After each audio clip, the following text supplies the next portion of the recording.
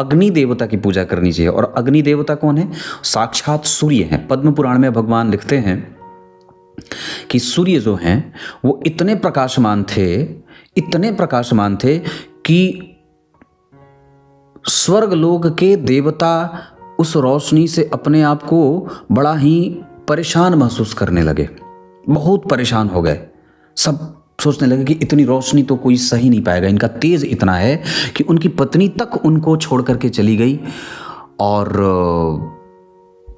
ऐसा उनका तेज था।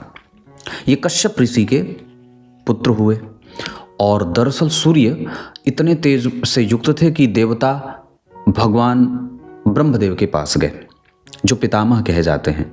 उनके पास जाकर के कहते हैं कि ये सूर्य का तेज पुंज हमें तो रहने नहीं देगा, धरती के जल सूख जाएंगे, समुद्र तो ऐसे ही तप रहा है मानो वो भी समाप्त होने वाला है, आप कुछ करिए, इनको कैसे ठीक किया जाए।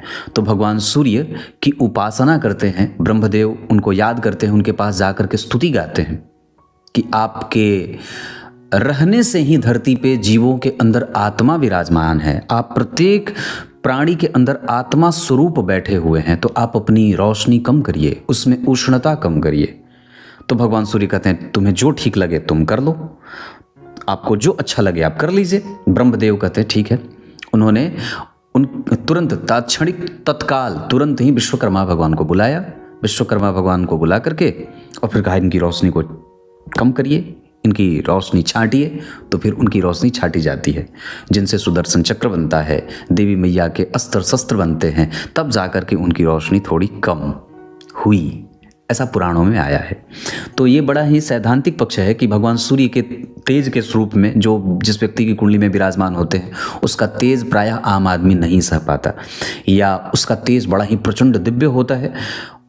वो अपने नियम कानून में विश्वास करने वाला, मैंने जैसे पूर्व में कहा, ऐसा होता है जिसकी रोशनी के आगे सारे ग्रह भी फीके पड़ जाते हैं और सब अस्त हो जाते हैं। ऐसा कोई भी ग्रह नहीं है जो सूर्य की रोशनी में नज़दीक आकर के अस्त नहीं होता। सूर्य के नज़दीक आकर के चंद्रमा काल कवलित हो जाते हैं, भस्म हो जाते हैं, नष्ट हो जाते हैं, रोशनी उनकी पता नहीं चलती।